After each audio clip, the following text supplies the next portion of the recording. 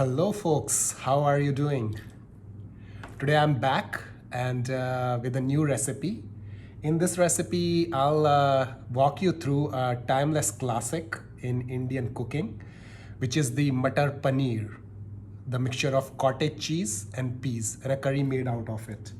So as you know, paneer, it's an Indian style cottage cheese. So we will cut this into cubes, and then peas, green peas, and which is called matar in Hindi. So we will make a curry with a mixture of these cottage cheese cubes and matar. This is a timeless classic. A lot of Indian people love it. This is one of my favorites. So I'm hoping that you will love this recipe. In terms of portions, so this thing that I have, this is for 3 servings of paneer. And this one is about 390 grams of cottage cheese. So typically when I eat it, so based on that, it will be 130 grams per serving for myself. And then in terms of peas, for each serving, I typically use 1/4 cup. So for 3 servings, this is about 390 grams of paneer. And then peas is about 3/4 of a cup, right? So let me go to the kitchen, prep up the things, and I'll see you there. Now, in terms of ingredients, they are pretty simple and basic. We have onion, so I have a half onion. That should be sufficient for making 3 servings of matar paneer. I have taken 2 cloves of garlic. I have about 1 inch piece of ginger. I have 3 small green chilies. That should be more or less good for me. I have 3 tomatoes, so 1 tomato per serving size, so 3 tomatoes. And again, like if you are missing one of these ingredients, don't worry about it, right? The goal is for it to be convenient. So depending on what you have, you can use all of these ingredients or skip one or more of these. So what we will do here in a bit, I'll chop these up, and then we will start by cooking the onion, ginger, garlic, and chili. We will let them brown a little bit as we cook, and then we will add chopped tomato to it to make a masala. We will add the spices as well. And then what I'll do, I'll let it cool down, and then I will blend it up to make a onion tomato masala puree. Typically I do that whenever I love a recipe, right? Then I like it in a puree form. So this is what I will do. But in case you don't want to puree, you can just keep the onion pieces and the chunky tomatoes, and you can use that kind of gravy. Totally up to you. So what I'll do, I'll chop up the onion, ginger, garlic, and the chilies, and then we will prep up our pot with cooking oil and all the spices. So that's in the next clip. Okay folks, so we are ready here with the chopping done for the masala. So, as let me lift this a little bit. So you can see I have already heated up the oil in this beautiful clay pot, and I use 1 teaspoon of oil per serving. And sometimes I get very funky with my cooking oils. So here I'm using 1 tablespoon each of cold pressed peanut oil and coconut oil, and 1 teaspoon of avocado oil. So the oil is pretty hot. So what I'll do now, I will add some spices to it. So this is about 1 tablespoon of fenugreek seed, 1 tablespoon of cumin seeds, 2 bay leaf, 2 black cardamom pods, and 2 green cardamom pods. So it will go inside the oil. And let me just stir this up. I'll lift up the tripod a little bit to show you. So you can see, since the oil is hot, the seeds and the spices, they've started to crackle up. We will let them sizzle for a few seconds, and then we will add the onions. All right, folks. So the spices and the seeds were hot and crackling, so I added onions to it. Now I will let them cook. I'll let the onions cook until they are translucent to a little bit brownish in color. So I'll cook them to a medium extent. And in the meantime, a few corrections to the last clip. Basically, I said 1 tablespoon of each oil. What I meant was 1 teaspoon of each kind of oil, right? So 3 teaspoons for 3 serving size. That is what I use. And I said fenugreek seeds. So basically, I meant fennel seeds. So the seeds that I use here were a mixture of cumin seeds, fennel seeds, and then there were bay leaf, black cardamom, and green cardamom. So the onion is cooking now. I'll let it cook and I'll come back to when it's done to the extent that we want. Then I'll add the tomatoes and some powdered spices and salt. We will let it cook until we get like a nice paste out of it, and then we will further blend it to make a puree out of it to give this recipe even more delicious taste. So see you in a bit. Hey folks, so as you can see, I'm playing with the camera setting a little bit, and I'm a newbie to it, right? So playing with the settings on the tripod, probably this angle is a little bit better. So the onions are pretty decently cooked right now. Yeah, actually they are light brown in color now. So I'll add the 3 chopped tomatoes to it. And now I'll add some spices and salt to it. So again, I have a mixture of salt, 1 tablespoon per serving. So 3 tablespoons of salt, 1 tablespoon of coriander powder per serving. So 3 tablespoons of coriander powder as well. And then just 1 tablespoon of turmeric and 1 tablespoon of Kashmiri chili powder for that red color. We have already added green chilies for that zing, and Kashmiri chili powder is just there to give it a beautiful color. So this will go inside the tomatoes, and then I'll let it cook until the tomatoes, they give out the water and the mixture becomes homogeneous.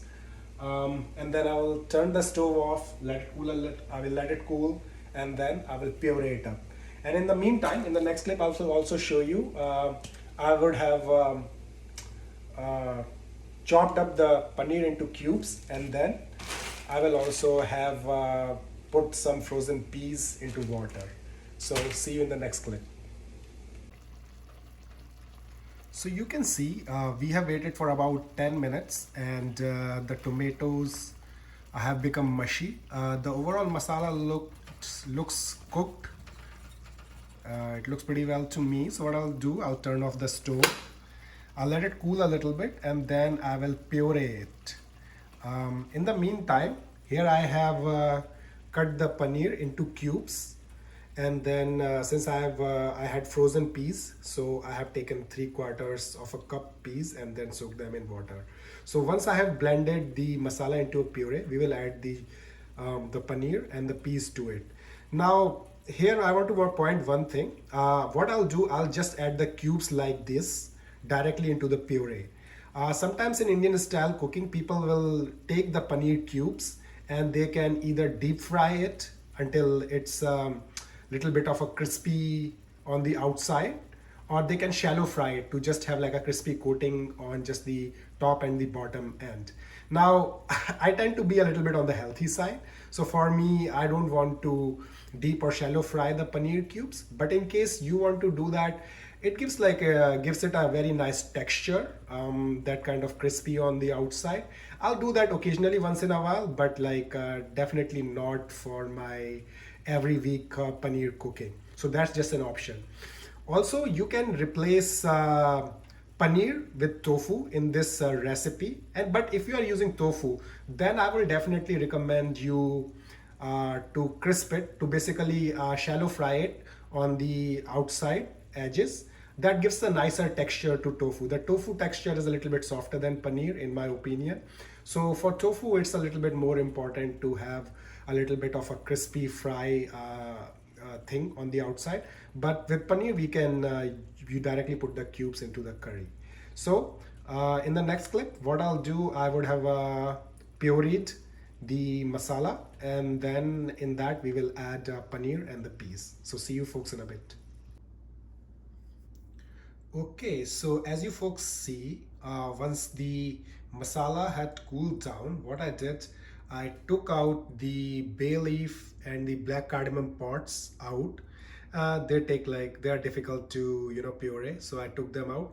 And then rest of the masala, the tomato, onion, and like other cumin, fennel seeds, etc., I blended them into a fine puree.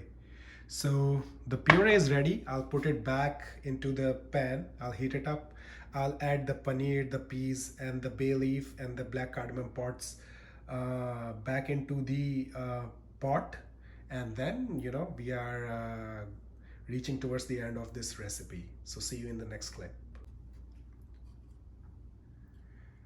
So now I have mixed the puree, the pureed masala with the paneer and the peas, heating up the pot again. So we will let it cook to a boil, and you can see, right? So whatever the masala, the puree that was sticking in the blender, I've added some water to it because I would need to add some water to get the desired consistency. So, added water to this blender.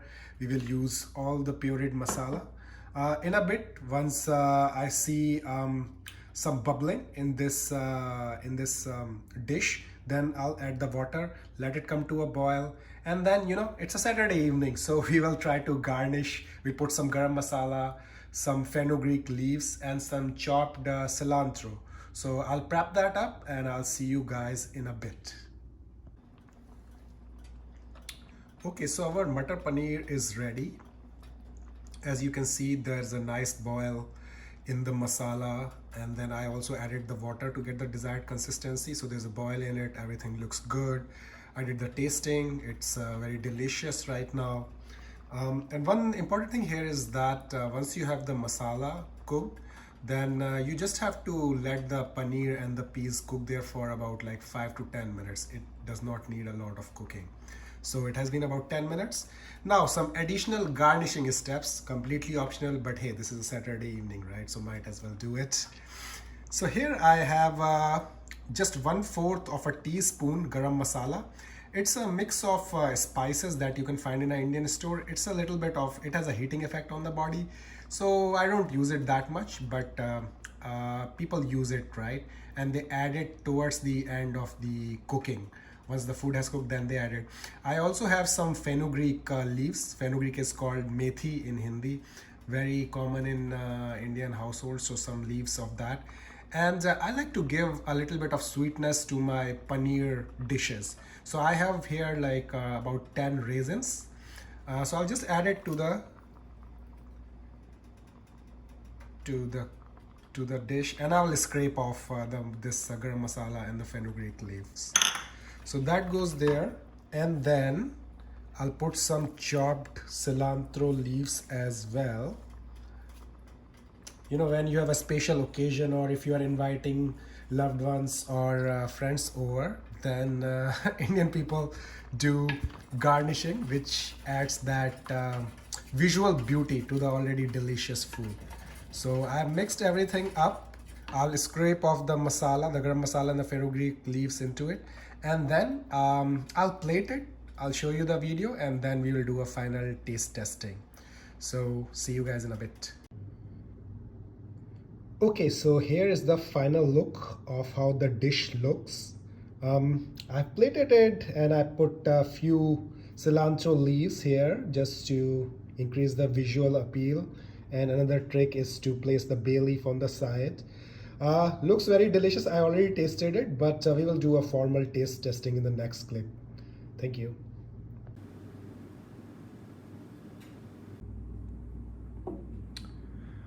Okay, so tasting the dish now. Let's see.